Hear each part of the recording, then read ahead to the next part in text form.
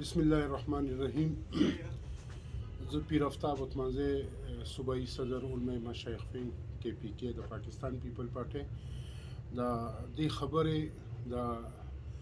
400 هسپتال چې کوم دی پرایویټایزیشن د ام ټي آی په شکل کې پرایویټایز کول د دې برپور چې دی مونږ په سختو الفاظو کې د دې مذمت کوو او د 400 هسپتال مخکې نه پوزیشن ټیک لري. کله نه چې دا ډاکټر صاحب راغلی ډاکټر جانزیب نو د مسلسل چې دی نو د 400 د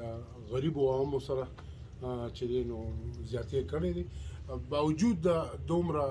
احتجاج د خپل ځای باندې ناست دی او وزیر چې کوم صحت دی تیمور جګړه هغه پرې سیکشن وانه غوښته. نو دا خو په دې خپل ځای باندې ناست دی خو اوس چې کوم د مسله ده د ام ټي آی په شکل کې د دې 400 هسپتال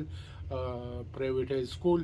او یو ټیکدار ته ورکول چې هغه به د دوی د خپل سړي وي نو د غریبو عوامو ته مخکې بوج دی پې او بیا به چې دی د پیسونو په شکل کې او د دې چې کوم دغه دي ټیسټونو په شکل کې به غریب عوام چې د 400 کم دی اوسه پورې چې څومره ام پی ای منیز راغلي دي د دې 400 هسپتال لپاره نه څه ښېګړه کړې ده او نه څه کار کړی دی.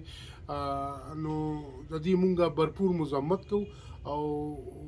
دا به انشاءالله مونږ کوشش کوو بلکې کوم چې نورې پارټۍ دي زموږ سره په هغې باندې مونږ یو اجلاس راغواړو ای پی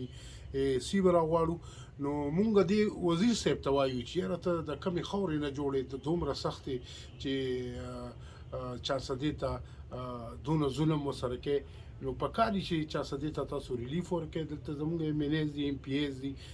ښه تکړه خلک دي نو هغوی ته په کار دي چې په دې باره کې دوی سره خبره وکړي چې 400 هسپتال چې دی دا پرایویټ نه کړي بلکې د دې چې کوم اوسنی دا سیټ اپ دی دا ټیک کړي او عوامو ته ریلیف هم په دې هسپتال کې ورکړي.